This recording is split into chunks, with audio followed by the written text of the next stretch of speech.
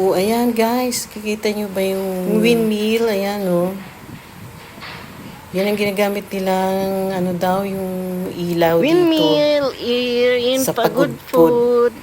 Ilocos Norte yan. Yan, oh. Layo kasi. Di pwedeng puntahan. Layo, ayan. Tingnan yung paligid. Ang bakod nila, puro lang, ano, kahoy. Ayan ang dagat, ang maputi yung buhangin. Ayan. Ang laking halong. Oh, Diyos ko. Ang lalim. Yan. Diyan kami naliligo. Ang lalaki ng kaalon talaga. Yung sinasalpok talaga kami. Pang surfing yata yan eh. Yan.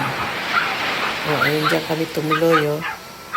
Yan, yung cottage. Cottage lang binayaran namin dyan. Layo ng biyahe namin bago kami makarating dyan. Sobra. May sakit sa balakang. Kahit may dala kang sasakyan. Ayan, oh.